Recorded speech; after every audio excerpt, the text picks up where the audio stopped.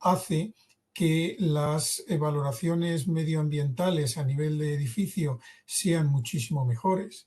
Pero obviamente si construimos mal, si diseñamos mal, si prescribimos mal, la madera es muy sensible a las equivocaciones, de tal manera que en muy pocos años podemos tener que enfrentarnos a procesos de rehabilitación o de restauración. Y eso genera impactos ambientales, genera emisiones de CO2, de tal manera que en el tiempo, a lo largo de toda la vida del edificio, puede acabar ocurriendo que los beneficios ambientales iniciales se reviertan y se conviertan en todo lo contrario. Por eso, para trabajar con la madera es necesario conocer unas cuantas reglas básicas, es necesario conocer al material y diseñar adecuadamente estos conocimientos. De nada sirve aplicar directamente los conocimientos que uno ha adquirido con el acero o con el hormigón y clonarlos con la madera, porque son materiales totalmente distintos, con comportamientos totalmente distintos y que pueden llevar, por lo tanto, a resultados inesperados. Bueno, pues con esta introducción, que hecha más bien pensando en los que se incorporan en el último momento, vamos a entrar de lleno en el tema. El concepto de durabilidad es un concepto bastante amplio, en el cual pueden ver muchas definiciones en muchos sitios distintos. En general, la durabilidad de un material o un componente es el tiempo durante el cual este material o componente es capaz de desempeñar satisfactoriamente las funciones, pero integrando o teniendo en cuenta las interacciones de las condiciones de uso, fundamentalmente el clima y la aplicación que le estemos dando, es decir, el uso que le estemos dando, los agentes de la degradación presentes, porque en función de la localidad habrá unos agentes, habrá otros, las condiciones de mantenimiento y las expectativas funcionales que existan por parte de los usuarios. Por ejemplo, en este último aspecto, que es quizá lo que sea más difícil de entender, si los usuarios quieren que una fachada de madera sea un mueble, un acabado de mueble, que es lo que muchas veces ocurre, ¿qué es lo que va a traer consigo? Que la madera es muy poco durable. Sin embargo, si como ocurre en todo el sudeste asiático o en el norte de Europa, la gente no espera eso y es más, el agrisamiento típico por la acción del sol en la madera lo consideran como parte de la belleza del material, el material entonces es muy durable. Es decir, que, en definitiva, que se trata de un concepto multifuncional al que hay que prestar mucha atención, pues afecta tanto a la imagen como a la fidelización de los productos. Aquí ya digo que, por ejemplo, si un cliente vuestro le gusta mucho la madera, habría que preguntarle, bueno, ¿cómo quieres ver tu edificio, las fachadas de tu edificio? Cuando estamos utilizando madera al exterior, obviamente, porque madera interior es otra historia totalmente distinta.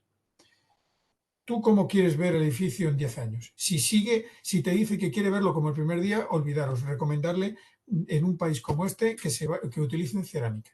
Porque la madera al exterior es sensible a las condiciones de uso, como pone en la pantalla, muy especialmente a los vientos dominantes de lluvia, a la acción del sol, etc. Y también, obviamente, si quieren mantener eso, pues van a tener que estar todo el día lijando y barnizando el material, con lo cual eso no les va a gustar mucho a los usuarios. Si empezamos a estudiar un poco cuáles son los agentes que intervienen en la degradación de la madera, es interesante siempre hacerlo con un sentido muy amplio. Aquí traigo yo en la pantalla una tabla debida a unos investigadores, a Frondors y Masters, que en 1980 hicieron un listado de todos los agentes de la degradación correspondiente a todos los materiales de la construcción. Más o menos una lista no totalmente exhaustiva, porque podría haber algún elemento más. pero donde veis que hay agentes atmosféricos, biológicos, digamos, cargas ambientales, incompatibilidades y las propias del uso. Pues bien, los agentes abióticos, vamos a llamar agentes abióticos, es decir, no vivos, a estos que quedan aquí en pantalla. He marcado en rojo aquellos que afectan bastante a la madera. Dentro de ellos están la radiación solar, que efectivamente influye, el agua, sobre todo en estado líquido y en vapor, porque en estado sólido la nieve y el hielo realmente no degradan a la madera, al contrario, y el diseño. Y he puesto en amarillo las cargas cíclicas, que en el caso de la madera no le producen mayor problema, a diferencia de otros materiales de construcción como el hormigón o el acero, que sí les afecta intensamente. La madera no. De hecho, por ejemplo, en las plataformas de anclaje de las prensas de matrizado de las chapas de muchos coches, pues no es infrecuente la utilización de tableros contrachapados, porque absorben muy bien esas tensiones. También, por ejemplo, en los suelos de espacios deportivos se suelen poner suelos de madera, no solamente porque absorben bien los esfuerzos mecánicos y hacen con eso que el nivel digamos, de problemas musculares que tienen los deportistas se reduzca, sino que además su longevidad en el tiempo es bastante elevada. Este segundo grupo son los agentes bióticos. Lo curioso es que cuando hablamos de la durabilidad de la madera, así en forma coloquial, la gente se refiere a esto y nada más que a esto. Y esto es un profundo error, porque realmente nos debemos referir al conjunto de los agentes de la degradación, porque hay veces, y luego vais a ver alguna foto, hay veces que cuando se integran todos estos conceptos, la madera es la mejor solución de las posibles. Y sin embargo, a lo mejor puede ocurrir que desde el punto de vista biológico, en una determinada zona, en una determinada aplicación concreta, la madera no sea el material más adecuado por la enorme presión y la capacidad de acción de determinados agentes biológicos. Por eso hay que mirarlo todo con una perspectiva un poco más amplia que simplemente considerar los agentes biológicos. Aquí veis algunas fotos, por ejemplo, de degradación abiótica. Estos son tomadas, como bien veis, de cosas reales. Arriba a la izquierda es un tablero contralaminado en el cual pues veis una combinación de degradación solar y de agua, ese agrisamiento típico del que yo hablaba al principio. Veis también las grietas e incluso veis desencolados. La madera está perfectamente sana. Si nosotros ahora ahí lijáramos un poquito, veríamos que la madera está perfectamente sana, pero el producto está degradado y la degradación es abiótica. Arriba a la izquierda veis unos tableros que se han puesto muy de moda en los últimos años, pero que, como bien veis, el revestimiento que lleva para, no sé, yo creo que es para teóricamente protegerles de la acción del agua, no funciona bien. Y eso trae consigo que en determinadas obras, que ahí veis una foto insertada en esta zona, en la cual han empezado a cambiar los tableros conforme se iban degradando. Esto es algo pues desagradable cuando ocurre. Es verdad que en este caso estos tableros que están hechos de chapas impregnados de resinas son muy resistentes, pero está claro que no es una buena solución para la aplicación que se pretendía. Aquí veis el caso de una madera laminada, lo mismo que en este contralaminado, veis el agrisamiento, las fendas, que son como desencolados debido a las variaciones de humedad del material con los ciclos que hay entre verano e invierno, de humedad, o con los ciclos de lluvia y seca. Y aquí a la derecha veis un tablero contrachapado, pues lo mismo, que está perfectamente sano, la madera, pero que se ha desencolado una chapa porque la cola no ha sido capaz de aguantar el efecto de la acción del agua. Otros ejemplos de degradación abiótica, aquí tenéis una puerta de madera de cerejeira, una madera extraordinaria, que yo hubiera fusilado al que la construyó, un carpintero probablemente, o alguien, un carpintero con grandes desconocimientos, por cierto, porque utilizó herrajes no galvanizados y eso trae consigo que, como la madera tiene un cierto nivel de acidez, haya oxidado los herrajes y esto haya acabado manchando la madera. Esto es simplemente con utilizar unos herrajes distintos no habría pasado esto. Es una de las consecuencias que trae consigo lo que yo decía al principio, el desconocimiento. El fuego también es una degradación abiótica, como bien veis aquí. Aquí veis un detalle muy interesante, como el carbón, que es en definitiva un material muy aislante, protege totalmente el interior de la estructura. Por eso las estructuras de madera son muy resistentes a la acción o resistentes durante mucho tiempo a la acción del fuego y además trabajando mecánicamente bien, porque no tienen conductividad, la conductividad térmica que tiene el acero, el cual cuando alcanza una determinada temperatura directamente fluye, o sea, se deforma y la estructura deja de trabajar. En el caso de la madera, no. La madera seguirá trabajando en tanto en cuanto esta sección residual sea suficiente para resistir las cargas que están en uso. Aquí veis dos casos de acabado al exterior de fachadas de madera, en la primera con barniz y en esta otra con pintura. En general, y especialmente en el caso de los barnices, no es una buena solución si estamos utilizando acabados al exterior en madera, no es una buena solución utilizar películas impermeables, especialmente en el caso de los barnices. ¿Por qué? Porque en el caso de los barnices, porque el barniz, con la variación de temperatura en el ciclo día-noche, pero sobre todo con la variación de humedad a lo largo del año, se va moviendo la madera, el barniz se craquela, el solecito calienta la madera y ahí dentro tenemos un perfecto invernadero para el desarrollo de mohos, que al final acaban agrisando totalmente la estructura y afectando al aspecto de estas fachadas. Salvo que estemos al borde del mar, y cuando digo al borde del mar o digamos, de grandes masas de agua, me estoy refiriendo a un entorno de los 5 o 10 kilómetros de distancia, no más.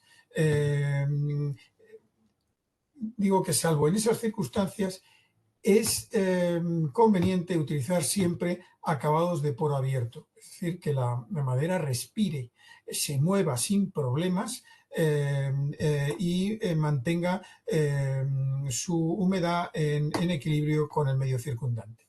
Lo mismo pasa con el caso de las pinturas, pasa más lentamente que con el caso de los barnices, porque aquí la acción del sol no es tan intensa, pero lo mismo con el tiempo, las variaciones dimensionales, la pintura se acaba craquelando, la humedad, el agua empieza a entrar por esas fisuras y eso acaba degradando totalmente el material. Aquí veis unos ejemplos de degradación biótica. En la izquierda por la acción de los hongos, es una pudrición, y en la derecha por la acción de una carcoma. ¿Vale? Este es un insecto, estos son los hongos. Una comparativa, porque la patología es algo inherente a todos los materiales de construcción. Aquí veis el caso de unos pilares en el Malecón, en Cuba, en donde pusieron unas estructuras de hormigón para reforzar un pilar que había de material más pétreo, y veis cómo está el pilar de hormigón por la acción de los vientos marinos. Y aquí veis una aplicación muy similar de la madera, como está en fase de pudrición por la acción de los vientos de lluvia. Por lo tanto, cuando hablamos de patologías, es fundamental saber que todos los materiales tienen patologías, absolutamente todos. Y en función de las condiciones climáticas en las cuales trabajan los elementos constructivos, será mejor o peor un material u otro. Y esto lo vais a ver muy bien en esta diapositiva. Se corresponden ambas dos diapositivas a las naves de almacenamiento de sal de las minas de Cardona. La izquierda, esta de aquí, es una estructura muy buena, muy bonita, por cierto, de principios de siglo, una estructura de madera hecha con un verdadero mecano, en el cual la madera está literalmente fosilizada, porque la sal le ha extraído todo el agua. Hace como 10 o 12 años decidieron que, bueno, que era bueno, que querían ampliar las naves y obviamente no lo hicieron con madera, lo hicieron con hormigón. Pues a los 4 años tenían ya esto. Esto, 100 y pico años, esto a los 3 4 años.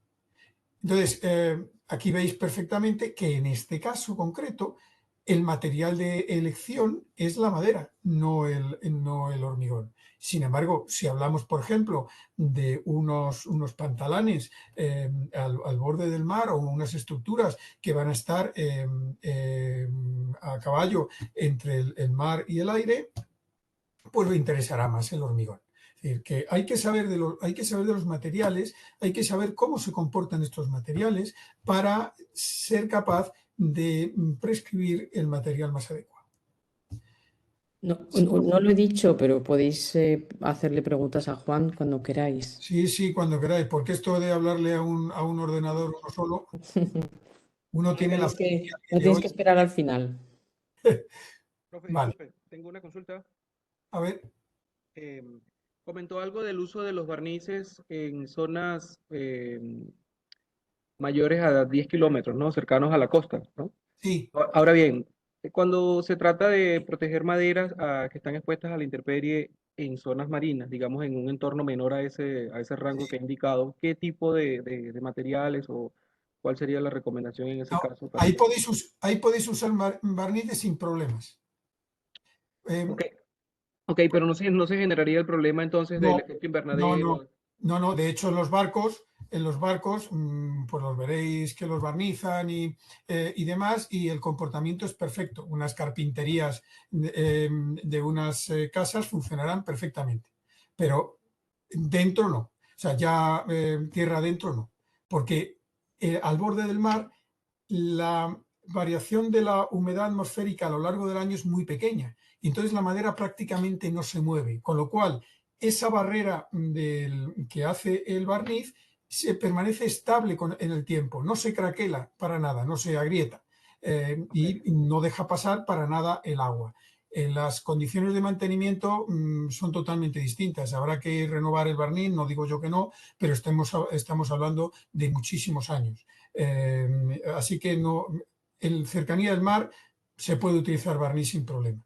ok, perfecto. Ya con el tema de la humedad me queda claro. Ahora, respecto a la foto anterior, sobre el tema de la salera, si quiere, si Sí, puede, la puede mostrar.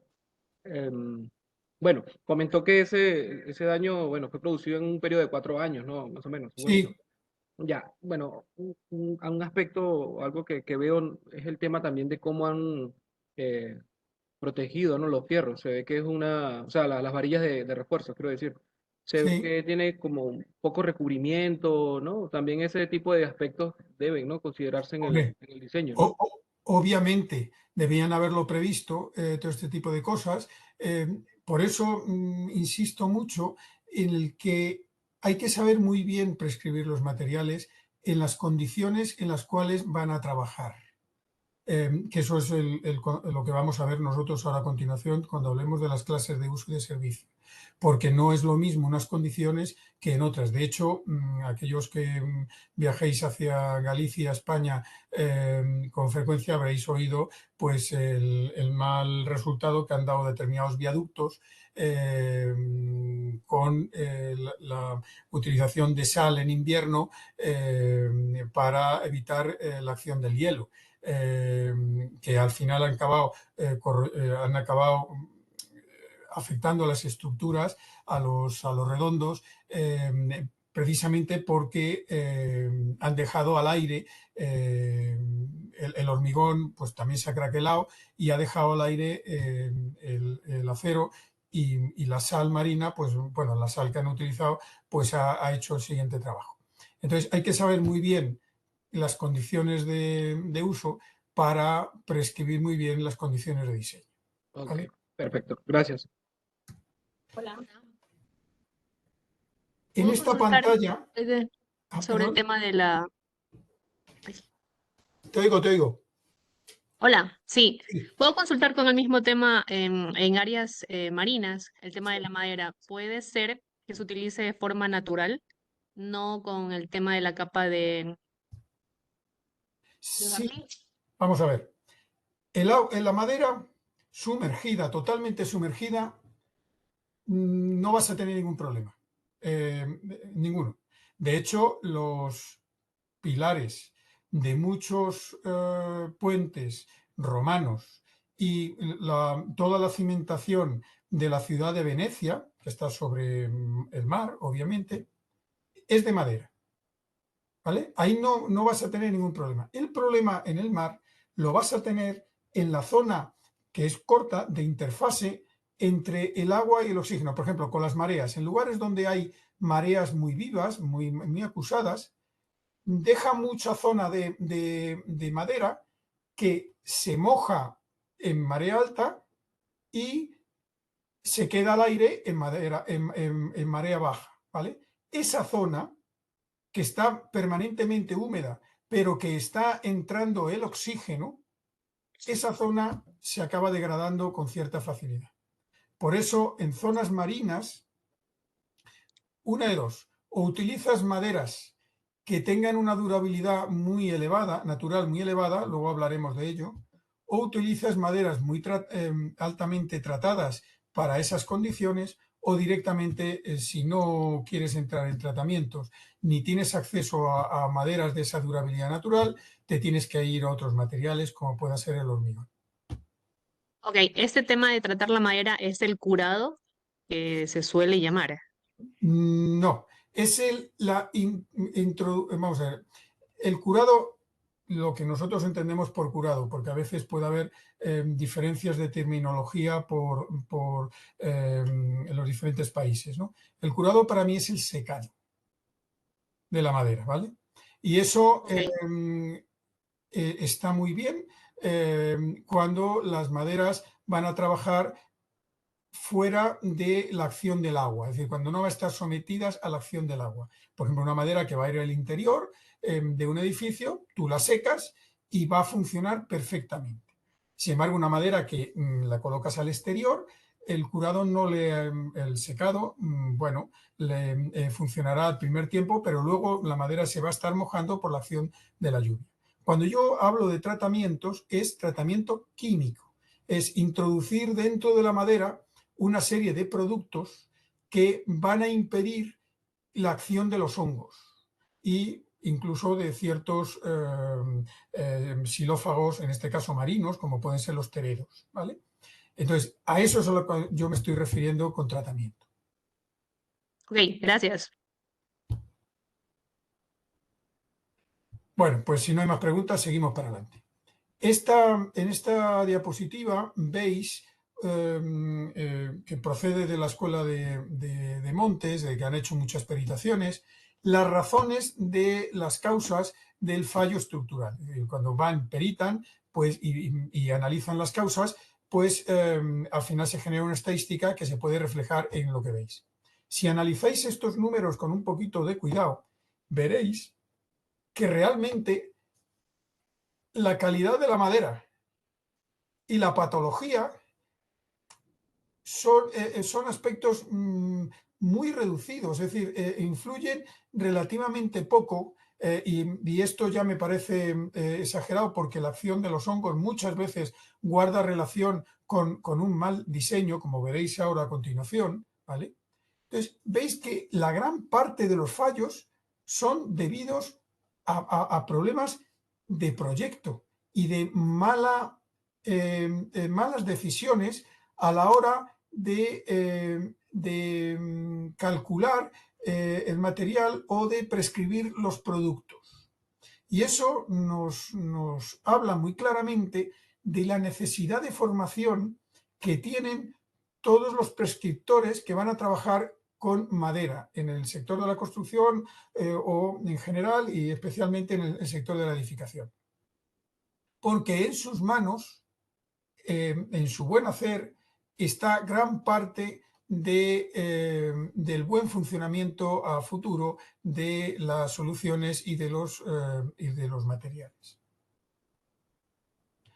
Si nosotros en esta tabla, por ejemplo, ponemos los agentes bióticos que pueden afectar al material, he puesto en rojo aquellos que realmente son graves, porque pueden arruinar una estructura, aunque bien es cierto que, bueno, modifico lo que he dicho. He puesto en rojo aquellos que vienen afectados por la humedad. Los que realmente son graves son los hongos de pudrición y las termitas. Esos sí te pueden degradar una estructura con cierta rapidez, porque el resto de insectos, por mucho que tengan fama y demás, su degradación es mucho más lenta y además es mucho más visible, y hasta cierto punto es fácil acabar con ellos. Realmente los verdaderamente graves son estos, los hongos de pudrición y las termitas. Si veis aquí, en rojo, estos son los agentes que están afectados por la humedad. Es decir, que no actúan si la humedad es correcta. Y estos son los agentes que pueden actuar en en condiciones de humedad normal o incluso baja. Luego, estos agentes de aquí arriba, si somos capaces de dejar fuera la humedad, o sea, el agua fuera del contacto con la madera, nos habremos quitado la acción de todos ellos. Y entre ellos están los hongos y las termitas subterráneas. Las termitas de madera seca no son muy frecuentes en la península ibérica, sí son frecuentes en otros países, en Iberoamérica sí se da con frecuencia, y cuando se dan ese tipo de termitas de madera seca, entonces hay que adoptar unas determinadas decisiones de diseño que a continuación hablaremos de ello. Pero lo que vais a ver a continuación de forma más inmediata es la lucha que debemos tener a través del diseño para evitar el contacto directo del agua con la madera.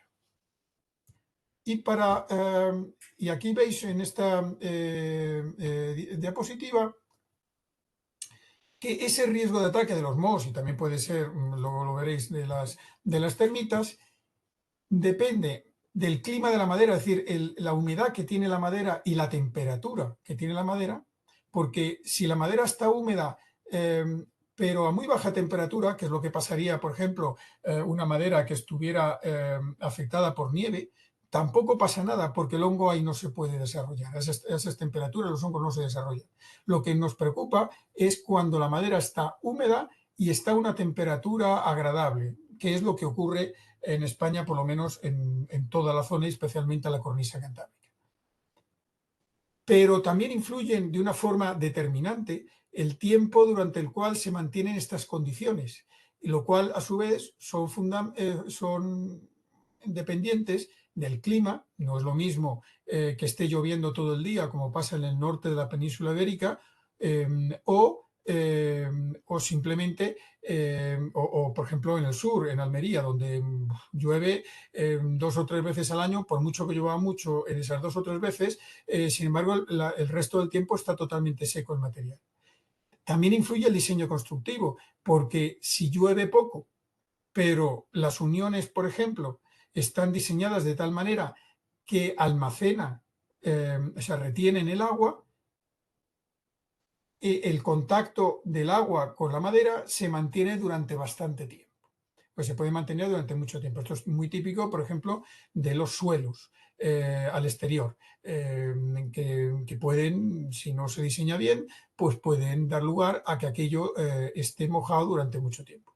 Y luego también, obviamente, el riesgo va a depender del propio material. En el caso de la madera, si la madera tiene una resistencia natural elevada o una resistencia conferida mediante tratamientos químicos, pues obviamente el riesgo de ataque por parte de los hongos se cambia totalmente. Y luego, en el caso de los insectos, el riesgo va a depender de si los hay, que no siempre los hay todos y en todas las zonas ni con la misma presencia, de la existencia de barreras físicas, porque no voy a explicaros aquí la biología de los insectos, pero debéis saber que muchos de los insectos, como los hilotrupes, que son las carcomas, lo que realmente hacen las hembras es poner los huevos en las fisuras para que allí crezcan las larvas se alimentan durante un determinado tiempo en el seno de la madera quedando en galerías y luego salen al exterior, por eso vemos los orificios, para cerrar el ciclo. De tal manera que si existe algún tipo de barrera física, por ejemplo, tipo barnices o tratamientos superficiales con productos químicos, las hembras físicamente no pueden poner los huevos o las larvas no pueden desarrollarse. Y entonces el riesgo, obviamente, de ataque se disminuye muchísimo. Y luego también la durabilidad. Hay maderas que son muy sensibles, que son muy resistentes a la acción de los insectos. De hecho, por ejemplo, aquellos que seáis españoles, pues habréis oído probablemente que poniendo entre la ropa trocitos de sabina, la ropa pues no es afectada por las polillas. Y que hay determinadas zonas de la zona de Segovia, determinados pueblos de la zona de Segovia, que se llaman arcones, arconcillos, arconcejos, que se dedicaban a fabricar arcones donde se metía antiguamente la ropa para protegerla de la acción de determinados insectos. ¿Por qué? Porque tienen unos productos naturales que repelen a los insectos y que allí no, o sea, muere. O sea, un insecto que caiga dentro de un arcón de estos acaba muriendo. Entonces, hay maderas que tienen productos naturales que los insectos mueren con ellos o, desde luego, no se acercan a esas maderas. Las termitas subterráneas, pongo aquí que es un caso aparte, porque es verdad que en cuanto a las termitas, se tienen que dar dos circunstancias distintas, en el caso de las termitas subterráneas, dos circunstancias para que puedan ser un problema. En primer lugar, que las haya, que no siempre las hay. Por ejemplo, en entornos muy urbanos, pues la presencia de termitas no es tan frecuente. Sin embargo, en un territorio más rural, donde hay huertas cercanas y demás, ahí sí se suelen dar las termitas. Y el segundo lugar el segundo hecho que tiene que darse es que la madera esté húmeda. Por eso, cuando en una determinada edificación aparecen termitas subterráneas, aparte del saneamiento de todas las estructuras que estén altamente afectadas, lo que habrá que hacer en primer lugar es sanear el edificio para que la madera no esté húmeda, normalmente pues algún tipo de trabajo de impermeabilización de fachadas o incluso de cortar la ascensión capilar del agua. Y luego hay que hacer unas barreras alrededor del edificio para que las termitas subterráneas no puedan acercarse al edificio, porque tratar de exterminarlas en un territorio rural es prácticamente imposible. Muchas veces si se ponen cebos y demás para que vayan a otros lugares y allí en esos cebos se ponen productos químicos para que, digamos, la colonia de termitas disminuya en cuanto a tamaño. Pero eliminar totalmente su presencia en determinadas zonas geográficas es imposible. Por eso hay que vigilar la construcción y hacer una barrera hacia alrededor para que en el futuro las termitas no puedan acercarse al edificio. Bien, voy a dar un levísimo repaso porque no son nada más que 2 diapositivas, porque he entendido que son fundamentales para que luego entendáis lo que viene a continuación. Os recuerdo que la madera, el xilema, el tronco del árbol, tiene 3 funciones. La conductora, la de almacenamiento de productos alimenticios para el propio árbol, y la función mecánica. La función conductora hace que constantemente a través del tallo, del tronco, se estén bombeando cantidades ingentes de agua desde el suelo hasta la copa. Este movimiento se produce por el fenómeno de la transpiración, de la evotranspiración que se da en las hojas. Eso genera arriba una situación de vacío que hace que tire del agua desde el suelo hasta arriba. Esto, si nosotros visualizamos árboles que pueden llegar a tener lo normal 20-30 metros, pero hay árboles de 100 y pico metros, pues os podéis imaginar la estructura vascular que tiene el tronco perfectamente diseñada para que los fluidos puedan moverse, el fluido, en este caso agua, puedan moverse perfectamente por su interior, ¿vale? Entonces, y lo veis ahí en estas imágenes, cómo fluye el agua en todas direcciones, dirección longitudinal sobre todo, pero también está diseñada la estructura para que lo puedan hacer en dirección transversal, para que se produzca un equilibrio hidrostático en todo el tronco. Bien. Aquí veis un poco en un microscopio electrónico una imagen de esta estructura vascular, de las comunicaciones que hay entre los elementos vasculares para que toda la estructura del tronco sea muy eficaz moviendo líquidos. Aquí veis unas estructuras anatómicas de un pino, de un roble rojo y de un haya, no estoy seguro si es haya o edul, no, es haya, y de un haya, y veis todos estos agujeritos son estos agujeritos, también otros más chiquititos que hay aquí. Todo esto son estos elementos vasculares que vemos aquí y es la forma que tiene la naturaleza de bombear el agua que necesitan los árboles desde el tronco hasta la copa. Bien. Aquí veis cómo todo esto se integra en una estructura orientada, longitudinalmente orientada, y aquí veis, por ejemplo, el caso de una secuoya de 100 y pico metros, para que tengáis un poco la idea. Esa minúscula mota roja es un fulano que está debajo de la secuoya. Y aquí arriba hay otro elemento que también está arriba del todo, ¿vale? Entonces, claro, la estructura vascular de esto es brutal y la capacidad que tiene de mover fluidos es enorme y también la resistencia, obviamente. Bien. Otra idea que quiero daros para que la tengáis presente, y ahora en la siguiente diapositiva vais a entender por qué estas dos diapositivas, porque he querido contarlas. La madera básicamente está formada de un 50% de carbono, un 44% de oxígeno y algo de hidrógeno, ¿vale?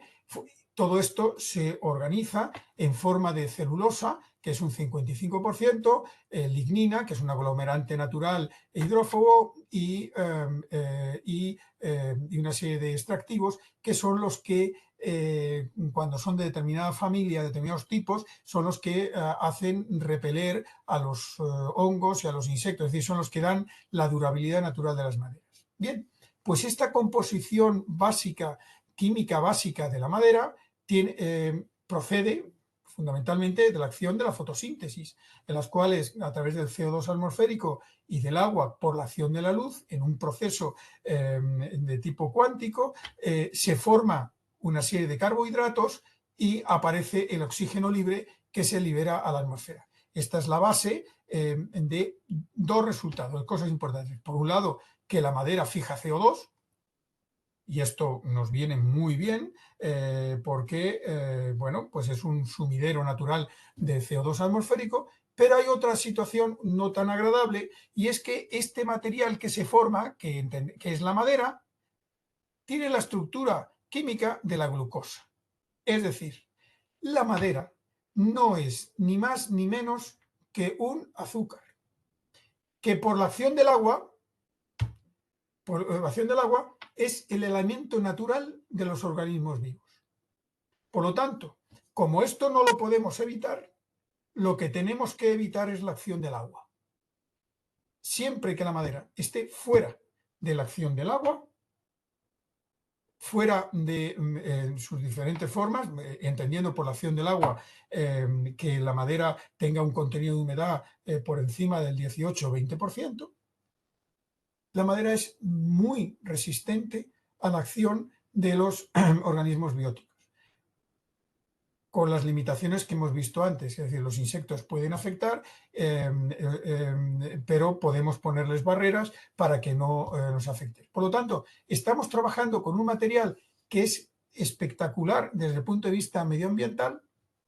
Es el material que nos viene muy bien en la situación que tenemos ahora de cambio climático, de necesidad de limitar las emisiones de carbono en los procesos de construcción, pero tenemos el talón de Aquiles de que es un material que es muy sensible a los organismos, a las degradaciones bióticas, y por lo tanto tenemos que saber diseñar, y si no diseñamos bien, tenemos que aplicar productos químicos o seleccionar o utilizar maderas muy especiales, que hay muy pocas, ¿vale?, para que esos organismos no se nos coman nuestro material y aquello tenga un mal futuro.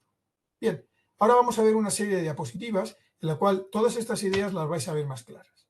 Ahora, si tenéis en la cabeza la estructura del tronco que os he dicho antes, vascular, perfectamente orientada en dirección longitudinal para mover el agua, ¿vale?, cuando nosotros hemos sacado el agua, hemos secado la madera, la hemos curado, que decíamos antes, hemos secado la madera, esos tubos quedan sin agua en su interior, evidentemente, pero siguen siendo unos perfectos conductos para introducir el agua desde la testa, porque aquí es donde se ponen en contacto con el exterior todos esos tubos, hacia el interior. Aquí veis, por ejemplo, una testa de una viga, que esto es un diseño equivocado, tenía que haber estado en ángulo, como el agua ha ido penetrando. Entonces, aquí lo veis muy bien, como en donde tenemos los problemas, sobre todo casi siempre, son en la zona de las testas. También lo vais a ver ahora en otra diapositiva. Aquí, por ejemplo, también lo veis en los bajos de una puerta. Aquí salpica el agua y el agua sube por en los tubos de la madera, es decir, los elementos tubulares y demás. Por eso nosotros lo que tenemos que hacer es varias cosas. En primer lugar, en este caso de la puerta, sobrelevar algo para que no esté en contacto tan directo con el suelo.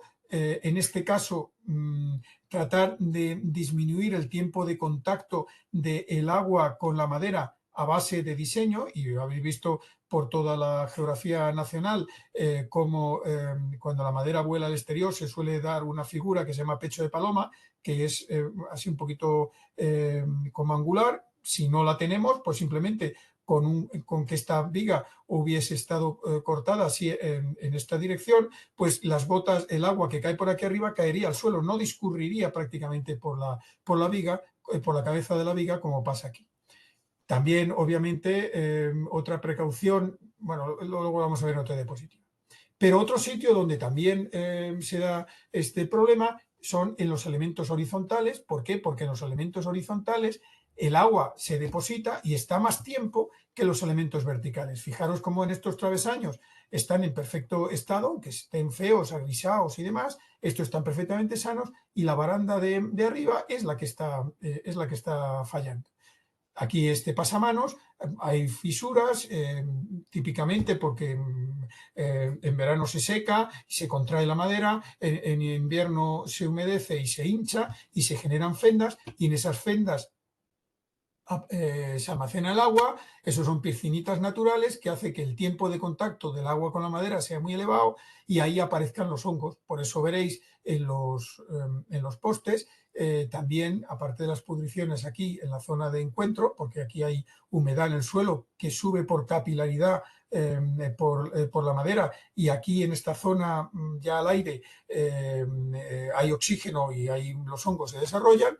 Bueno, pues pasa esto. Por eso veréis en muchos sitios que este tipo de elementos se les da se le pone una caperuza metálica o se les da una forma de corte sesgado, o cualquier solución que se tenga a mano para impedir que el agua se nos acumule en esta superficie horizontal, ¿vale?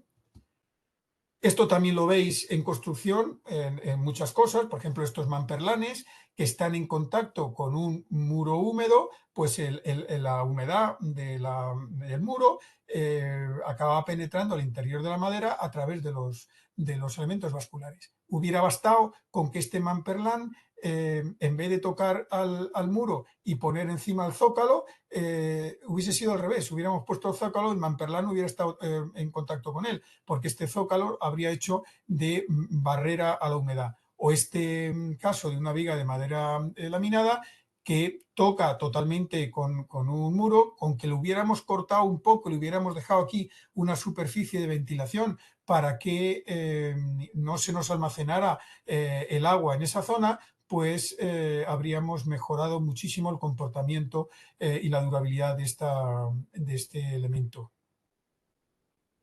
Típicamente también lo veis en rehabilitación, en los encuentros de las vigas con los muros. Cuando los muros están húmedos, es como si estuviéramos empotrando una madera en el suelo. Esos muros se están humedeciendo y transmiten la humedad, y la humedad penetra, pues eso, a lo mejor 20 o 30 centímetros. Tú cortas una viga y a los 20-30 centímetros está perfectamente sana. Lo que está fallando es la zona de encuentro con los muros húmedos, por la acción de la humedad. Entonces, ¿qué podríamos hacer? Hay varias soluciones de diseño, que no es el objeto realmente de esta charla, pues desde dejar la zona ventilada, utilizar canes o en su defecto, apoyarlos sobre vigas perfectamente tratadas, que sean las que nos sirvan de barrera frente a la humedad. En general, cualquier solución que se nos ocurra para evitar que la madera esté en permanente contacto con la humedad. Y si no somos capaces de diseñar ninguna solución, entonces habría que tratar esta viga. Pero lógicamente que por 20-30 centímetros de afectación, tratar a lo mejor vigas que tienen 6 metros, meter productos químicos en cantidades industriales, es algo que no está muy bien visto en los entornos de construcción sostenible que pretendemos. Por eso hay soluciones constructivas que se pueden adoptar para que o bien solamente se trate esta zona de empotramiento, o bien que no haya empotramientos y la transmisión de cargas se produzca a través de elementos intermedios. Aquí veis cómo lo que os decía es en las zonas que más cercanas a donde se almacena la humedad, pero que ya aparece ya la acción del oxígeno. Estas son las zonas donde se suele pudrir la madera, y bueno, ahora lo vais a ver en la siguiente diapositiva. Por ejemplo, este es un poste de teléfono, pues ya lo veis, está perfectamente sano, estará agrietado, lo que tú quieras, pero la madera está perfectamente sana y simplemente es en la zona del cuello donde se produce la pudrición. La zona más abajo no, porque ahí la situación de humedad es constante en el tiempo y ahí no aparece el oxígeno, sino que aparece aquí en esta zona, que es la zona donde, bueno, pues se seca y se humecta dependiendo de la época del año. Aquí veis, por ejemplo, el caso de un pantalán, el fallo, lo veis dónde se produce. No se produce en la zona empotrada de abajo, sino se produce en la zona intermedia, en la zona del cuello, ¿vale? Porque es donde aparece, donde está la madera húmeda y aparece el oxígeno. Luego, como bien veis por las marcas, la marea sube hasta aquí arriba y es esta zona de afectación de mareas en la zona donde se suelen presentar este tipo de problemas. Aquí veis otra situación parecida, y este es un pantalán sobre el río Odiel. Por eso, cuando vosotros vais a peritar o inspeccionar un edificio, no os vais a ir a mirar aquí, ahí, salvo que aquí encima haya algún reservorio de agua, típicamente un cuarto de baño o algo parecido.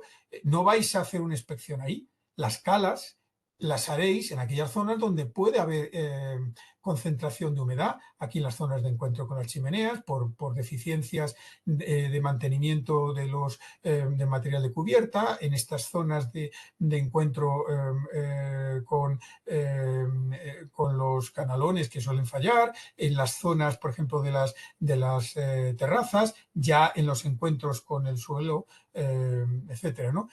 También, por supuesto, en la zona de bajantes de los cuartos de baño. Esto es donde uno miraría. No se le ocurre a uno gastarse el dinero en empezar a inspeccionar todas estas zonas, porque ahí no va a estar el problema. El problema está siempre en donde esté presente el agua.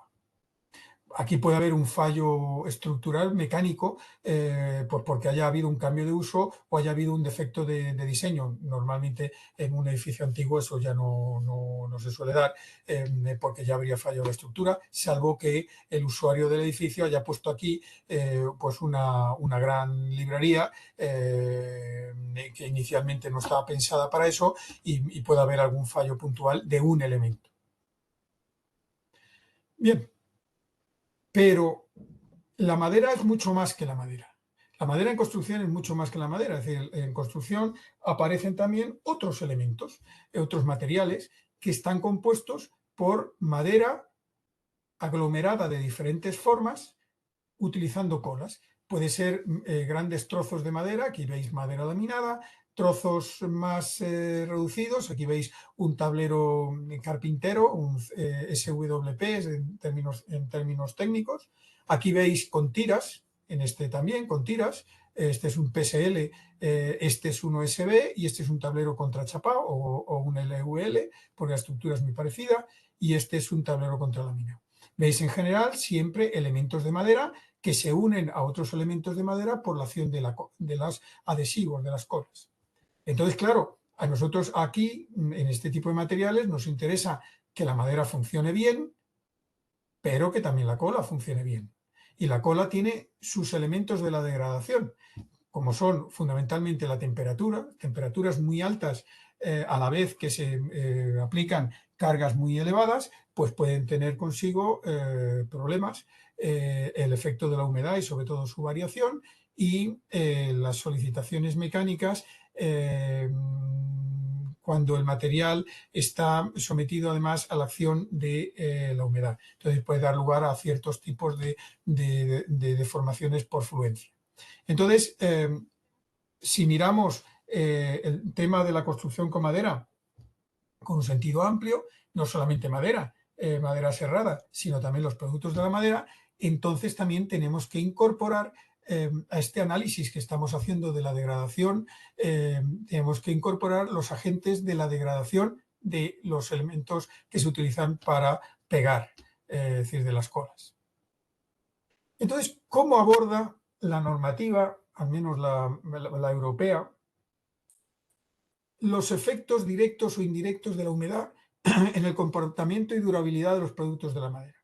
Pues lo hace a través de dos conceptos distintos que muy corrientemente se confunden, y al confundirlos se cometen equivocaciones que llevan a errores que pueden llegar a ser dramáticos.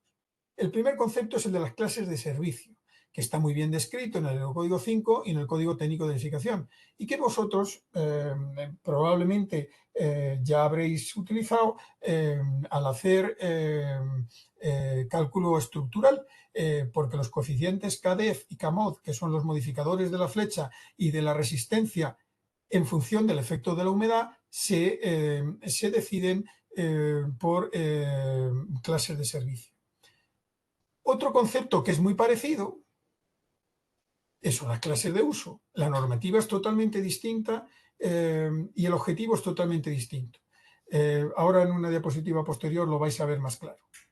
Y estos dos conceptos, bien entendidos, nos lleva a decidir, una vez que ya sabemos la clase de servicio y la clase de uso en las que va a trabajar nuestra madera o nuestro producto de madera, ¿vale?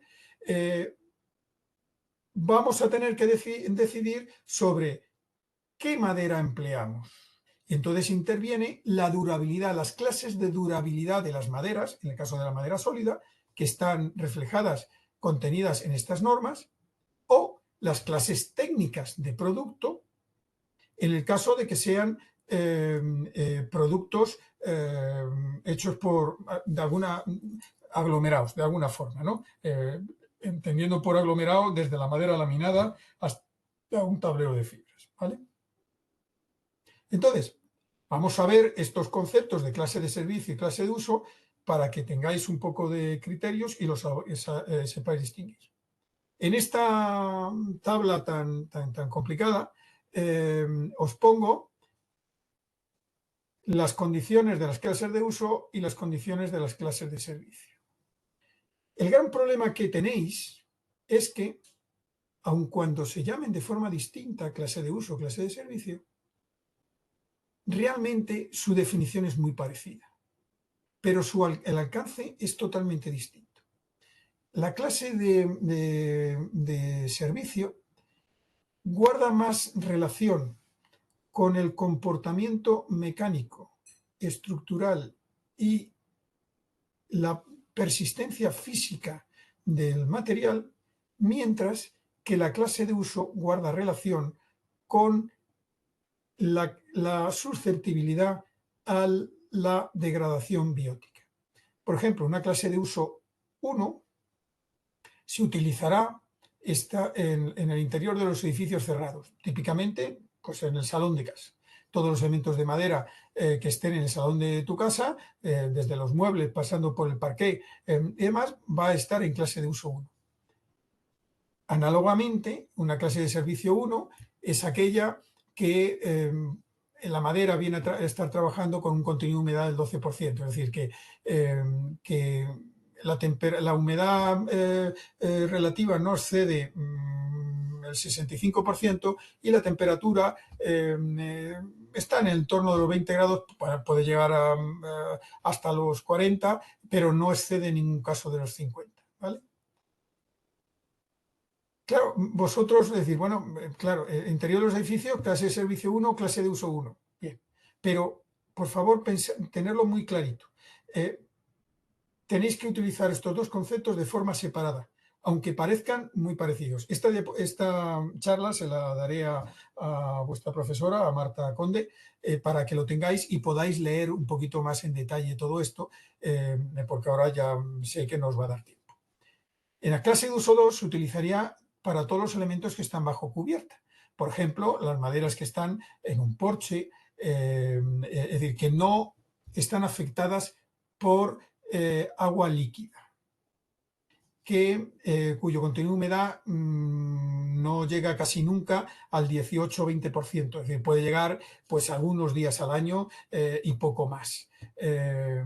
Y esto también es lo que dice aquí de alguna forma las clases de servicio. Las clases de servicio además contempla otra característica, y es que la temperatura no exceda los 70 grados. Estas temperaturas son importantes, por ejemplo, en el material de cubiertas. Hay determinadas zonas, por ejemplo, en el sur, imaginaros Almería, en una terraza, perdón, en una cubierta de pizarra negra, pues todo el material de cubierta puede estar fácil a 70-80 grados. O ya no te digo si nos vamos a Ceuta y Melilla o al norte de África, pues las temperaturas son brutales. Entonces, la clase de servicio también tiene en cuenta la temperatura. ¿Por qué? Porque la temperatura puede influir en el comportamiento mecánico del material, especialmente en el caso de los productos de la madera, si estos materiales tienen colas. ¿Vale? Aquí la temperatura, lo único que tenemos en cuenta es que si está en las temperaturas normales para el desarrollo de los agentes bióticos, que normalmente es lo que ocurre, al menos en toda la geografía nacional, pues siempre la temperatura más o menos es adecuada para que se desarrollen hongos, salvo momentos muy puntuales del año. Y luego, donde sí aparecen las grandes diferencias, y lo veis más claro, es cuando ya aparece el agua. Las clases de servicio, cuando ya tú no puedes asignarla a 1 ni a 2 por su contenido de humedad previsto, la asignas a 3, que es una especie de cajón desastre. Sin embargo, desde el punto de vista del desarrollo de los agentes de la degradación, hacemos ciertas diferencias según si el grado de humectación de la madera sea temporal, sea más permanente, digamos, ocurra más veces a lo largo del año, o sea permanente, como en el caso de contacto directo con el suelo y ya mucho más con el agua marina o el agua salobre. ¿Vale?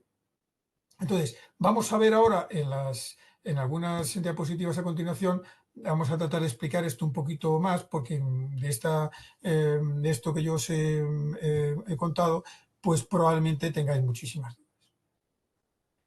En general, la vida de servicio de un material depende de la resistencia inicial del material y de los agentes de la degradación que aparezcan. Si no hay agentes de la degradación y la resistencia es correcta, la vida de servicio puede ser eterna, que es lo que pasa muchas veces en condiciones, por ejemplo, de interior, pues es lo que ocurre, ¿no? Bien. Pero dentro de la resistencia del material podemos distinguir dos familias distintas. Una es la resistencia mecánica, química y física, y otra es la resistencia biológica, porque es totalmente distinto uno con respecto a otro. Pues bien, cuando nosotros analizamos el comportamiento del material desde el punto de vista de la resistencia mecánica, química o física frente a la acción de los agentes de la degradación, especialmente la humedad, estaremos en el concepto de clases de servicio. Cuando analicemos el comportamiento del material, es decir, enfrentemos la resistencia biológica del material frente a la acción de los agentes de la degradación, estaremos en el concepto de clases de uso. Por lo tanto, ya veis claramente que para incrementar la vida de servicio hay dos estrategias posibles. O aumentamos la resistencia inicial del material, tanto mecánica, química, física como biológica, o minimizamos la acción de los riesgos de la exposición a los agentes de la degradación. La resistencia mecánica, química y física la podemos mejorar a base o de cálculo o prescribiendo adecuadamente los productos adecuados en función de las condiciones de servicio que aparecen. y la resistencia biológica la podemos mejorar pues eligiendo la especie, eligiendo el tratamiento químico que le vamos a meter a la madera, es decir, de diversas formas. Y esto es un proceso iterativo en el cual para ello hemos preparado, hemos hecho desde mi laboratorio una especie de aplicación Excel para que podáis, mediante procesos iterativos, ir mejorando el diseño, porque casi todos estos factores son escalables para abajo o incluso para arriba por la acción del diseño. Entonces, muchas veces la forma de mejorar esta vida-servicio consiste no tanto en meter química o en meter dinero en la resistencia del material, en la resistencia inicial, sino en diseñar adecuadamente nuestras soluciones para minimizar el efecto de los agentes. Y esto se puede hacer, esta optimización, tanto desde el punto de vista del agua como desde el punto de vista del fuego o desde el punto de vista de la acción solar. Por lo tanto, para asegurar la vida en servicio de un material en base de madera, pues hay dos tipos de acciones que tenemos que hacer. En primer lugar, ya lo habéis visto en la diapositiva anterior, prevenir la degradación abiótica, y para ello fundamental asignar correctamente la clase de servicio y tener muy claro este coeficiente que luego vais a ver en otras diapositivas, que se llama, es un coeficiente que hemos creado nosotros, que se llama riesgo de degradación por atejamiento y agrietamiento, que es muy importante tenerlo en cuenta, porque es el que nos va a permitir deducir si una madera puesta al exterior, aunque esté sana, va a estar en un estado lamentable, porque va a estar toda ella absolutamente agrietada, por ejemplo, o deformada. Entonces sí, ¿vale? No tiene degradación biótica, pero vamos, está que no cumple las expectativas de los usuarios, que era lo que os decía al principio, la primera diapositiva de la charla, de las expectativas de los usuarios, ¿no?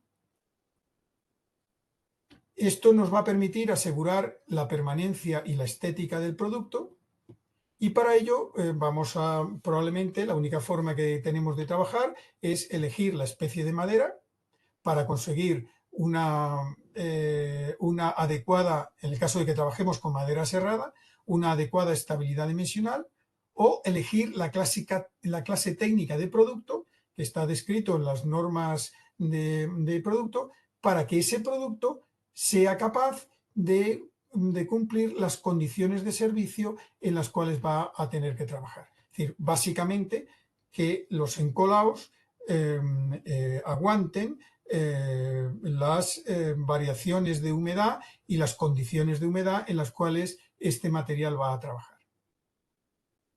Y luego, obviamente, habrá que asegurar la funcionalidad mecánica, y para ello habrá que efectuar un correcto cálculo estructural teniendo muy en cuenta las condiciones de servicio en las cuales va a trabajar y, por lo tanto, los coeficientes que uno tiene que aplicar a la hora del cálculo en función de la humedad a la que va a trabajar el material. La segunda acción que tenemos que hacer es prevenir la degradación biótica, y tenemos que hacer ambas, y ahora os voy a poner un ejemplo. Ambas, no una, sino ambas. Asignar y optimizar mediante el diseño el concepto de clase de uso, que está definido en estas normas. Si estamos trabajando con madera serrada, elegir la especie de madera adecuada a esa clase de uso. Si estamos en una clase de uso baja, 1 o 2, cualquier madera nos vale. Pero si estamos ya en condiciones ya más fastidiadas, clases de uso 3.2, 4 o 5, tenemos que elegir muy adecuadamente la madera o efectuar el tratamiento adecuado. Y para ello también vamos a tener que elegir una especie que tenga la permeabilidad adecuada para que el producto químico pueda entrar en su interior, ¿vale? Si nos vamos por esta vía de tratar o necesitamos tratar alguna madera, habremos de tener mucha atención al tipo de protector que se está aplicando, a la retención y a la penetración. Esto a nivel práctico vosotros no os vais a fijar mucho, porque la madera y todos los productos de la madera que entran en una edificación tienen que tener el marcado CE. Y por lo tanto, en el marcado CE, incluso en el sello, te tiene que poner muy claro, si la madera incorpora algún tratamiento y para qué clase de uso es ese tratamiento. De tal manera que si vosotros habéis visto que los pilares que estáis poniendo o que estáis diseñando en un porche de una edificación van a trabajar en clase de uso 3.1, pues vas a comprar madera que esté tratada para esa clase de uso y deberá incorporar, para esa clase de uso superior, obviamente. El marcado CE, el sello, los albaranes, toda la documentación tiene que hacer referencia a eso y te tiene que dar seguridad. Esto del registro es porque yo siempre hago la salvedad, porque a veces ocurre que vienen productos importados de otros lugares, de otras zonas, por ejemplo, zonas no europeas. Te viene una madera y que no incorpora el marcado CE de origen, te hacen el tratamiento de esa madera, bien, y en el caso de que tú encargues el tratamiento de esa madera, tienes que tener un poco de criterio si el tratamiento que te han aplicado, aparte de que te lo certifique el tratador, que te lo tiene que certificar, si ha utilizado un producto que está registrado en el registro de plaguicidas, si ha introducido la cantidad de producto adecuada y si la penetración del producto ha sido la adecuada. Pero normalmente este tipo de cosas los técnicos, los prescriptores, las solucionan pidiéndole el certificado al tratador o al que está comercializando directamente el producto tratado. Bien, en este orden de cosas vamos a ver un poquito el tema vamos a verlo por partes. La primera parte, el tema de la prevención de la degradación abiótica. Bien. En el caso de los productos de madera maciza, aquí veis una serie de productos que están utilizando madera maciza. En el caso de la madera serrada, todo él es madera maciza, pero en el resto de productos son productos de madera con colas, ¿vale? Pues bien, cuando hablamos de madera serrada, el concepto de clase técnica no es de aplicación, sino que directamente se aplica las clases de servicio. Cualquier madera puede trabajar en cualquier clase de servicio, siempre y cuando incorpore o tenga la durabilidad natural adecuada o incorpore el tratamiento adecuado. Bien, entonces se elige en función de la estabilidad y de la permeabilidad, sobre todo en el caso de que vayamos a tratar. Pero en el resto de productos de madera maciza encolados se aplica el concepto de clase técnica.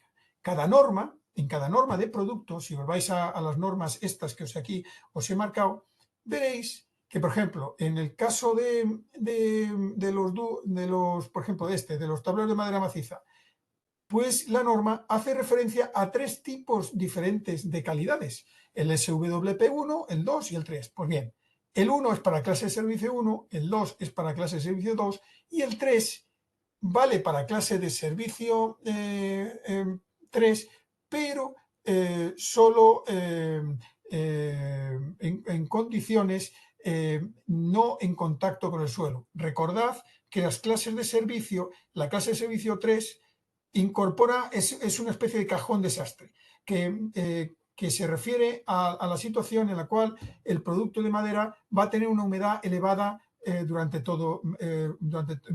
mucho tiempo. Y puede ser por la acción de la lluvia, o puede ser porque esté en contacto con el suelo, o porque esté en contacto con agua marina. Bien, pues aquí aparece la salvedad de que este tipo de productos no pueden estar en contacto con el suelo ni con el agua marina, ¿vale? Y aquí, por ejemplo, lo mismo con los tableros contralaminados. Aquí aparece una reseña que, bien, en clase de servicio 3 puede trabajar, pero solo en condiciones de aplicaciones verticales. Porque se ha visto que en otras condiciones pues las uniones no trabajan correctamente, aparecen delaminaciones. Bien. Hay otros productos que ya no tienen madera maciza, sino que son trozos de madera mucho más pequeños, a veces hasta fibras, que son todo ese tipo que son normalmente los tableros y los perfiles. Aquí veis con las definiciones, bueno, las denominaciones con todas sus normas, y veis aquí las clases técnicas que consideran estas normas y a qué clases de servicio se puede utilizar. Como veis, aquí ya en este tipo de productos, para clase de servicio 3 hay muy poquitos. Realmente los tableros contrachapados y los tableros de madera cemento, pero el resto de tableros no los podéis utilizar en condiciones de humedades altas. Esto tiene su importancia. Por ejemplo, yo he visto aquí en la zona donde yo vivo que se ha puesto de moda poner el tablero de madera cemento en fachadas y en vallas. Bien, este tablero aguanta muy bien, no hay ningún problema. Pero si estuvieses utilizando un tablero de densidad media en esa aplicación, a los 2 o 3 años estaría destrozado. Así de simple. ¿Vale? Entonces, por eso es importante prescribir muy bien el material en función de la clase de servicio. Si tú sabes que vas a trabajar en clase de servicio 2, por ejemplo, porque estás decidiendo sobre los tableros que vas a poner debajo de las tejas, por ejemplo, que es en una cubierta, que eso es una clase de servicio 2 normalmente, pues has de saber que tienes que utilizar unos determinados tipos de producto. Por ejemplo, si estás utilizando tablero de partículas, pues prescribirás un tablero P5 si las propiedades mecánicas son las normales, o un P7 para alto comportamiento mecánico, porque, bueno, pues por la causa que fuere, que es un determinado, porque los materiales de cubierta va a pesar mucho o lo que sea, ¿no? Muy bien. Lo mismo pasa con el resto de materiales. Un MDF, hay varias familias, pues una familia la podrás utilizar en clase de uso 1 y otra familia en la clase de uso 2, pero esta familia la puedes utilizar también aquí, pero esta no la puedes utilizar en una clase de servicio 2. Por eso, tanto con los productos de madera maciza como con los productos tableros y demás, es muy importante saber la clase de servicio para prescribir el material. Y todavía no hemos hablado nada de cómo este material se va a enfrentar a los agentes bióticos. Estamos hablando simplemente de prevenir la degradación física y mecánica del material. ¿Vale? Correcto hasta ahora, ¿no? Os estáis enterando. Bueno, pues ahora vamos a entrar en el siguiente, bueno, en otro concepto. Que os hablé que otra forma de degradación de los materiales de madera, especialmente en el caso de la madera al exterior, madera aserrada al exterior, es que, claro, la madera está en permanente equilibrio, su humedad está en permanente equilibrio con el exterior. Está hinchando y mermando conforme la humedad exterior varía, ¿no? Bien. Luego lo veréis en otra diapositiva. Esto nos ha llevado a clasificar en este caso son las capitales de provincia, en función de un parámetro que llamamos el riesgo de degradación por agrietamiento y atejamiento, que no es más que la diferencia que hay entre el contenido de humedad máximo que el producto alcanza y el contenido de humedad mínimo, es decir, la variación anual que se produce en el contenido de humedad de madera, porque eso guarda una relación directa con el tamaño del agrietamiento y de la deformación. Entonces veréis aquí que las zonas que están cercanas al mar, todos tienen un riesgo muy bajo y el riesgo de deformación y agrietamiento es muy pequeño. Por eso, cuando antes me preguntasteis sobre el barniz en la zona más costera, como la madera se mueve muy poco, ¿vale? Pues el barniz no se te va a craquelar. Sin embargo, conforme te vas metiendo ya hacia el interior, ya vais viendo que el riesgo va aumentando porque las variaciones anuales del contenido de humedad va aumentando, llegando al extremo en una ciudad como Valladolid, que tiene un río y además tiene unas nieblas en invierno tremendas, ¿vale? Pues en este caso el riesgo es extremo. Aquí, por ejemplo, hacer una fachada exterior en madera, para mí, no sé, tiene que estar la necesidad muy justificada, porque has de saber que en poquito tiempo vas a tener las maderas en un estado, en un aspecto lamentable, aunque puedan estar sanas, porque no se haya degradado bióticamente, no aparezcan hongos ni insectos, pero sin embargo van a estar en un estado físico muy lamentable. Claro, esto aquí veis, por ejemplo, el caso de un... Bueno, esto es una cabañita y veis un poquito a lo que me estoy refiriendo, ¿verdad? Claro, esto a su vez lo cruzamos con las diferentes maderas, que hay maderas que son muy nerviosas, es decir, que se mueven mucho, y maderas que se mueven muy poco. Por ejemplo, una carpintería de haya es una carpintería preciosa, pero la madera de haya se mueve mucho. Entonces, es una carpintería que te la puedes permitir a lo mejor en la cornisa cantábrica, en la zona más cercana al mar. Pero tú le pones una carpintería de haya en Madrid y bueno, se empezará a deformar, ya no cerrará bien y aparecerá en un estado absolutamente lamentable. Por eso hay maderas que son muy estables, como por ejemplo pasa con el iroco, que tienen una utilización brutal en carpinterías porque se ha visto que funcionan muy bien. Muy bien, el abeto también funciona muy bien.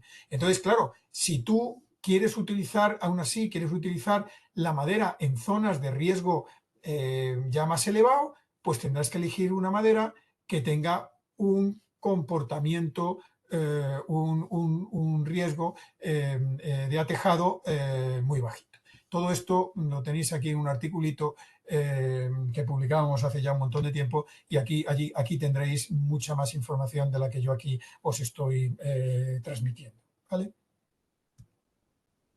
Entonces, lo que os decía, en zonas con riesgo alto utilizaréis maderas de riesgo bajo y así compensaréis un poco y podréis utilizar la madera en determinadas zonas. Aquí abajo, en las zonas de riesgo bajo, podéis utilizar cualquier cosa.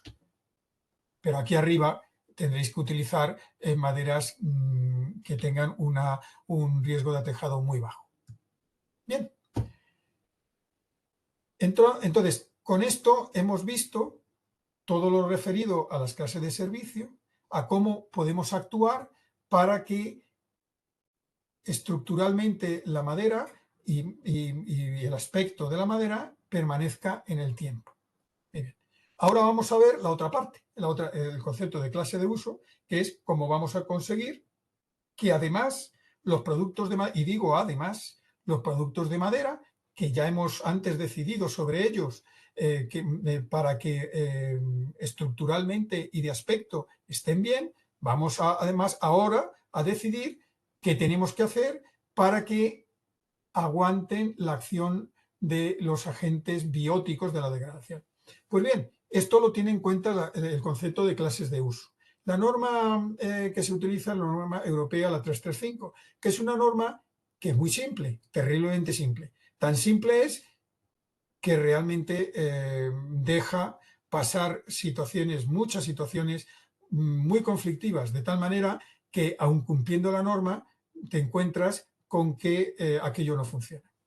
Según esta norma, solamente hay que tener en cuenta si el producto de madera va a estar bajo cubierta o al exterior. Si está bajo cubierta, en local cerrado, es decir, en un interior de un local cerrado y calefactado, o en un local abierto al exterior, pero en el cual no aparece agua por ningún sitio. Pues bien, en este primer caso, local cerrado y demás, es clase de uso 1, en este local abierto, clase de uso 2. Clase de uso 2 hay algo más de riesgo, porque las variaciones de humedad atmosférica a lo largo del año le van a afectar más que en el caso del local cerrado. Y por lo tanto, por eso pongo un nivel de tratamiento más elevado. Es decir, en este caso normalmente o lo que se hace o la madera va barnizada o bien va tratada muy superficialmente por pincelación, pues con una cera o cosas así, que además lo que hace es prevenir el riesgo de que vengan los insectos y pongan los huevecitos y tengas un problema de un ataque de insectos, ¿vale? Si por contra el producto está al exterior, puede ocurrir tres situaciones. Que esté al exterior pero que no esté en contacto con el suelo, que sí esté en contacto con el suelo con agua dulce o que esté en contacto con agua marina. Este caso, que es el caso preferible, la normativa considera dos situaciones distintas, que son, esto es lo que se llamaríamos clase de uso 3 y considera dos subclases. La 3.1, en la cual, bueno, el contenido de humedad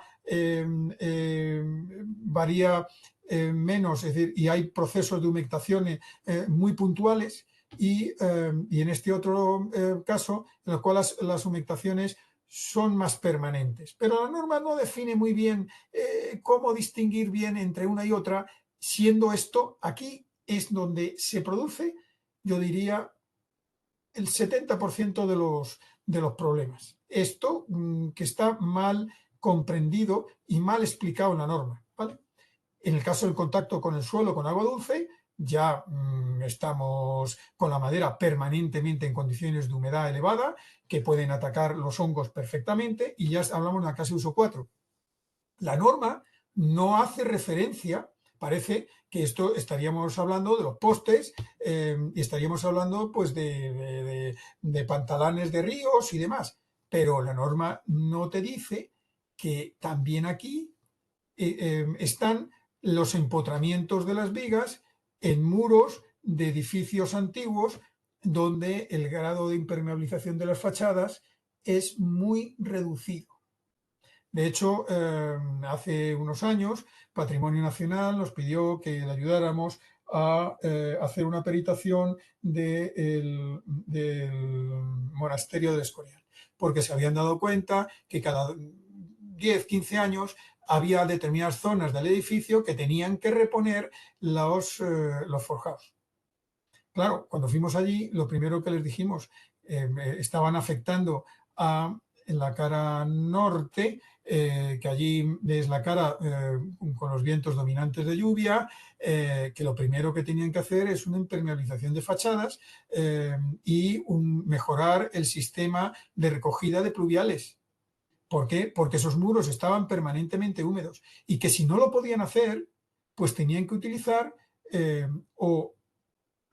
vigas totalmente tratadas para la clase de uso 4, que eso es muy costoso económicamente, o bien introducir algún tipo de cambio en el diseño para que las maderas no apoyaran directamente en esos muros húmedos. Y en este última, y también la norma considera una última clase que es en contacto con el agua marina. Bien, donde se dan los grandes problemas de la madera es en edificación, están aquí, en edificación. No saber distinguir bien entre estas dos situaciones, prescribir materiales y tratamientos para esto, que sin embargo el trabajo sea este. Esto es muy típico. Me voy a poner un ejemplo. En el pasado, en los últimos años, se han puesto de moda muchos caminos rurales.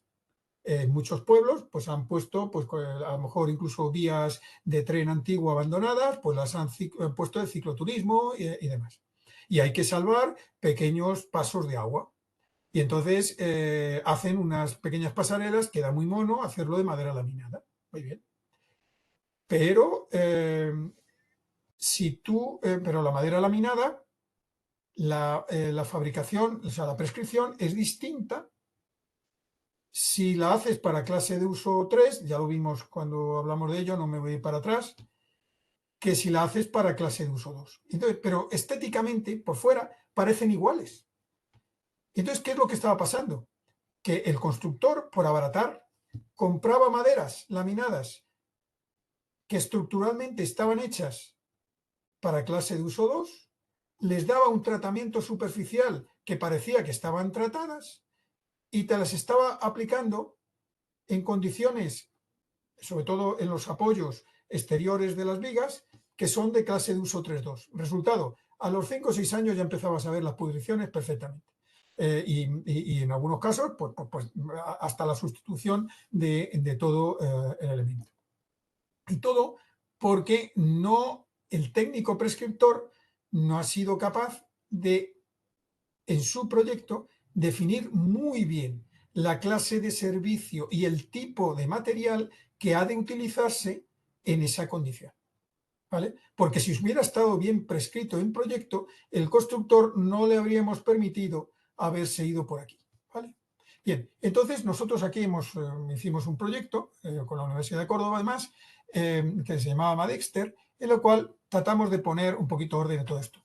Todo esto que voy a contar está en este librito que os recomiendo vivamente, no es porque lo haya hecho yo, sino porque está todo esto muy bien aclarado, todo lo que os estoy diciendo está muy bien aclarado, con ejemplos de cálculo y de todo. Y es un libro que es muy barato porque lo podéis bajar por internet en esa web, en la de Libros INIA. Bueno, creo que seguirá operativa porque como hemos pasado al consejo, igual ahora ya está colgada de otro lugar. Pero vamos, este libro lo podéis encontrar muy económico y os va a aclarar mucho. Muy bien, ¿qué hacemos nosotros? Nosotros, como en la norma, efectivamente tenemos en cuenta la ubicación del elemento. Y tenemos en cuenta la tipología del elemento, es decir, si aquello es madera serrada, madera, un tipo de otro, cómo lo vamos el diseño, etc. Y vamos a utilizar el concepto de las clases de uso, es decir, la definición de las clases de uso la vamos a usar. Pero vamos a tener en cuenta algunos elementos que la norma no tiene en cuenta. Por ejemplo, en el caso de que un material esté en local cerrado, la norma no tiene en cuenta las clases higrométricas del local, porque un local cerrado es el comedor de tu casa, es el polideportivo, es el polideportivo con piscina y también es un local comercial que es una tintorería. Las condiciones de humedad son totalmente distintas. Las tres son local cerrado. Cuando la clase higrométrica es 3, ahora lo vamos a ver en otra diapositiva, aquello se parece mucho a lo que dice la norma 335, pero cuando ya las condiciones de humedad son más elevadas, aquello se va pareciendo más a esto, o incluso se puede llegar a parecer a esto, porque pueden aparecer condensaciones. Entonces, hay que tener un poquito más de cuidado a la hora de diseñar y prescribir los materiales y los diseños y los tratamientos, ¿vale? Entonces, nosotros propusimos utilizar las clases higrométricas. En el local abierto, clima exterior sin lluvia, bueno, en este caso hay que tener muy en cuenta el tipo de clima en el cual estamos aquí, ¿vale? Porque tan local abierto es un porche en Asturias como en Almería. Y sin embargo las condiciones de humedad son totalmente distintas. En Almería casi estamos aquí y en Asturias estamos casi por aquí, ¿vale? Entonces, tanto en los locales abiertos como en los elementos que colocamos al exterior pero fuera de contacto con el suelo, es necesario tener en cuenta las variables climáticas. Y luego también hay que tener en cuenta el diseño, sobre todo cuando puede aparecer agua líquida, y aparece agua líquida en situaciones de condensación, en clase, por ejemplo, en el interior, clase higrométrica 4, que hay mucha humedad interior y puede haber condensaciones, ahí aparece agua. También aparece en condiciones de exterior, porque aparece ya en forma de lluvia, ¿no? Bien. Entonces, vamos a analizar qué elementos del diseño estamos empleando para protegernos de forma activa frente a la acción del agua de lluvia, es decir, si hay aleros, no hay aleros, si la madera está en contacto con el suelo y qué separación con respecto al suelo tiene, ¿vale? Las uniones, si las uniones permiten que el agua fluya, y si los elementos se pueden secar con facilidad o no, es decir, la ventilación. Entonces, como habéis visto, la norma es muy sencilla y nosotros hemos incorporado una serie de elementos, de criterios que nos van a venir muy bien para definir mejor la clase de uso y perfilar mejor el diseño que estamos aplicando. Bien, pues esto es lo que ahora os voy a explicar muy rápidamente. En el caso primero, el local cerrado, que incorporamos el concepto de las clases de higrometría interior, la norma ISO, que está reflejada en el Código Técnico de Edificación, considera estas 5 clases higrométricas. Pues bien, nosotros lo que hemos hecho en función de si aparecen o no riesgos de condensación y de la mayor o menor humedad relativa interna y por lo tanto humedad a la cual va a trabajar el material, de alguna forma estamos teniendo en cuenta el concepto de clase de servicio, hemos asignado un índice que nosotros llamamos índice básico de riesgo, ¿no? Uno, cuando no aparece, es claramente interior, sin ningún tipo de problema. Dos, cuando simplemente las condiciones de humedad son elevadas, pero no aparece agua líquida. Y tres, en el caso de que sí aparezca ya agua líquida. Por ejemplo, clase higrométrica 3 sería pues todas estas maderas. La 4, los bajo cubiertas y también todos los elementos de las fachadas que no les afecta la humedad, pero que están con un contenido de humedad elevado porque migra en muchos casos desde el interior hacia el exterior. Y luego finalmente, en el caso de los polideportivos, por ejemplo, donde, zonas de piscina, que es muy corriente que tengan madera, ahí hay que tener mucho cuidado si cumplen o no cumplen con el RITE, es decir, si tienen sistemas de climatización interiores que limiten el contenido, o sea, la humedad relativa durante las 24 horas, porque si no, si lo apagan por la noche puede haber condensaciones, entonces están incumpliendo el RITE. Entonces, si esos sistemas no funcionan 24 horas, nos vamos aquí, y si sí funcionan, nos iríamos aquí. Pero bueno, aquí lo he puesto. Muy bien. El segundo caso sería el caso de local abierto, por ejemplo, este sería el caso. A estas maderas no les afecta el agua de lluvia, a estas maderas no les afecta el agua de lluvia y a estas galerías no les afecta el agua de lluvia porque no les da. Entonces estamos en lo que la norma 335 considera genéricamente clase de uso 2. Pero nosotros consideramos que hay que tener en cuenta también un poco en cuenta el clima al cual nos estamos enfrentando, porque no es lo mismo que esta galería esté, por ejemplo, en la zona de Llanes, que es Asturias, mirando al mar, ¿vale? Que pues, en la zona de Almería o en la zona de Murcia, ¿vale? Que no es lo mismo. Entonces, hay una serie de valores que hemos tenido en cuenta en función del contenido de humedad medio anual.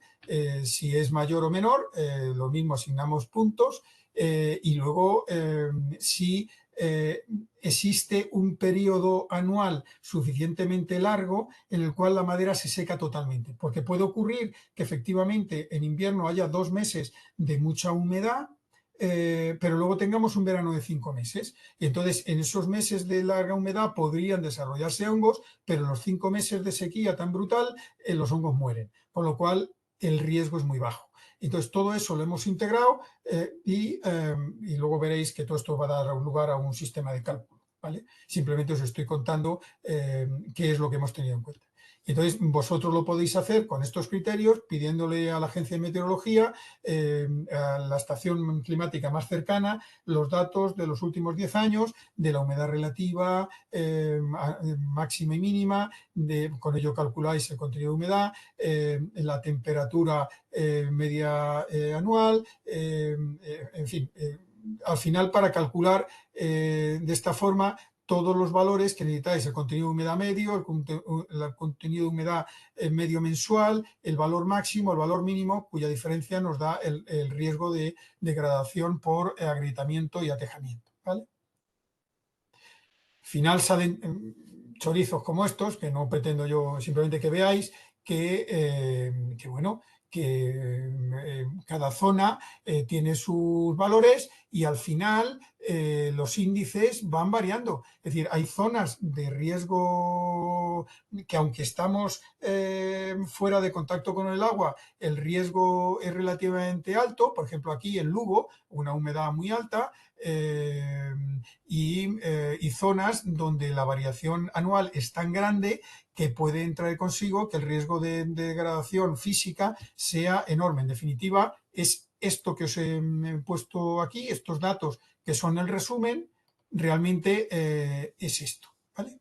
Esto cálculo. Esto lo podéis hacer vosotros con la estación en la cual vais a diseñar vuestro edificio. Temporalmente, claro, porque estamos preparando un GIS de tal manera que yo calculo que el próximo año, el año 25 o a finales de este año, ya tengamos el GIS operativo y no tengáis que hacer cálculo ninguno. Simplemente entráis, veis, oye, pues mi riesgo es este, tal, y mi índice de exposición básica es este y ahora veréis más. Bueno, y la otra aplicación es al exterior, donde aquí ya, además del clima, de temperatura y humedad relativa, tenéis que tener en cuenta también las lluvias. Hay un índice que se aplica mundialmente, que es el índice Sheffer, que tiene en cuenta la temperatura y el número de días de lluvia. Porque la temperatura te indica si hay más o menos riesgo de ataque de hongos, porque los hongos con mucha temperatura, por encima de 40 grados o por debajo de 2 grados, no se desarrollan, ¿vale? Y el número de días de lluvia, porque en los lugares donde llueve mucho, por la madera se moja mucho. ¿Bien? Entonces, aquí, y en función de este índice Sheffer, se clasifica la estación y se le asigna una nueva puntuación. De nuevo, esto lo podéis vosotros calcular pidiéndole a EMET, a la estación más cercana, los datos de los últimos 10 años de la temperatura media mensual y el número de días con lluvia superior a 0,2 milímetros. Al final, todo esto se queda en una formulita, que es esta, que con el índice que hemos calculado, con un índice de severidad climática que tiene en cuenta el grado de exposición del edificio, es decir, si existen protecciones de otras casas o demás, los elementos de diseño, al final aparece un índice modificado. Este índice, por ejemplo, puede ser 3, este puede ser 0 y pico, al final aparece un valor. Y este valor, que es el índice de posición característica, con el valor que obtengamos, nos permite saber de una forma muy objetiva cuál es el valor de la clase de uso. De tal manera que vosotros, a base de diseño, decir, bueno, pues le pongo aleros, ¿cuál es el valor? Pues mira, me baja de 3,2 a 3,1.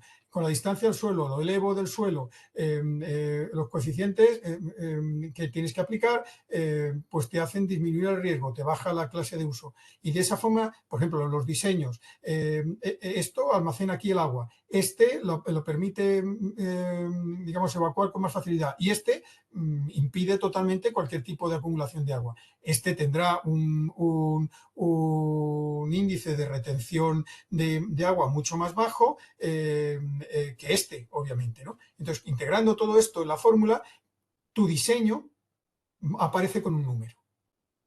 Y tu objetivo es, a base de mejoras de diseño, mejorar tu número, que es en definitiva mejorar tu clase de uso. Esto, en la práctica, lo hacemos con una calculadora que está a disposición de todos, es decir, la tiene vuestra profesora Marta Conde y se la podéis pedir y yo se la puedo mandar sin ningún tipo de problema, ¿vale? Donde entréis con todo. Todas estas variables que habéis visto. Pues mira, la utilización es interior seco, muy bien. ¿En qué localidad? Vale. ¿Qué clase de humedad? En fin, de tal manera que al final te acaba dando, y todos los factores del diseño, pues mira, la distancia al suelo va a ser menor de 100 por ejemplo, si está expuesta la fachada, no está expuesta, en fin, todas las variables que habéis visto en esta del diseño, esto es lo metéis y os da un numerito y una asignación de clase de uso. Si os da por 3,2 o por encima de 3,2, es decir, 4, que en edificación eso es una barbaridad, pues vale, entonces tenéis que ir actuando pues con medidas de diseño, porque no tenéis otra. Y si no podéis cambiar el diseño, pues ya sabéis que vais a tener que tratar la madera para la clase de uso que os salga aquí. Esto ha costado bastante diseñarlo, y luego además hay una posibilidad de sacar un informe. Bueno, el link no está activo. Sacar un informe por elemento que estás estudiando, de tal manera que el informe lo metes en tu proyecto. Y el pilar número 5 que mira a norte y demás, tú lo estudias, lo analizas, pum, pum, pum, te sale una valoración, imprimes el informe, lo firmas y lo metes en tu proyecto. Con lo cual, tú vas de esa forma, elemento a elemento, diseñando cuál es y optimizando cuál es la clase de uso, el tratamiento que tienes que aplicar, y de esa forma también optimizando todas las variables medioambientales y la durabilidad de tu propio edificio. Y esta es la última diapositiva, que es la última llamada de atención que yo quería haceros. Os he dicho al principio que la madera es un material ambientalmente estupendo, que da créditos de carbono, que puede mejorar la valoración ambiental de un edificio muchísimo. Pero obviamente si se nos degrada o se nos pudre, pues tenemos que rehabilitar, y esos son impactos ambientales. Y obviamente eso hay que tenerlo muy en cuenta. Las clases estas que os he comentado, de clases de uso, sería este caso de las degradaciones bióticas. No os tenéis que preocupar realmente de la clase de uso 1, porque, bueno, ahí funciona la madera divinamente. Hay edificios de cientos de años, miles, que sin ningún tipo de problema. La segunda, es decir, bajo cubierta, protegido, también funciona muy bien. Una cerita o un barniz demás obra milagros, te evita totalmente la acción de los insectos, y los hongos aquí no actúan nunca. Cuando ya llegamos a 3.1, que corresponde ya a madera en contacto con la lluvia, pero colocada normalmente en condiciones de usos verticales, pilares, en fachadas, es decir, que el agua drena bien, bueno, es una llamada de atención, pero funciona bien en la madera. Tendrás que elegir un poco mejor tu material, tu madera, el tratamiento, etcétera, pero funciona muy bien. Aquí ya en 3.2, que corresponde a situaciones en las cuales ya el agua empieza a acumularse, el secado ya empieza a no ser completo, salvo en verano, como por ejemplo vigas horizontales, suelos al exterior y demás. Aquí hay que o mejorar el diseño para pasar aquí arriba, o empezar a elegir muy bien los materiales, muy bien los tratamientos, muy bien las maderas. ¿Vale? En 4, que es contacto ya directamente con el suelo, os recomiendo contactar con especialistas. Porque ya aquí ya hay que, el tratamiento o la elección de madera tiene que ser muy bien hecha, porque aquí ya sí os jugáis la durabilidad mucho. Y ya en contacto con agua marina, con más razón, ¿vale? Entonces, en edificación, toda vuestra lucha a través del diseño es quedaros aquí, hasta la 3.1. Hay que defenderse ahí, porque ahí no hay grandes problemas, ahí funcionáis bien y hay soluciones para todo. 3.2, bueno, vale, si es estrictamente necesario, pero ya 4, no. 4 si llegáis aquí, ya hay que aplicar soluciones muy especiales, y tiene que ser en situaciones muy especiales. En general, en un diseño que te lleve aquí, hay errores. Bueno, os recomiendo este libro, y el canal de YouTube que os hablé al principio es este, pero si entráis en el buscador con YouTube, canal Mejor con Madera, veréis todos mis vídeos, que tengo ahí bastantes cosas sobre el tema de la madera y aplicaciones de madera, calidades de madera, es decir, mucho más que esto. Y bueno, y ya está, y con esto he acabado.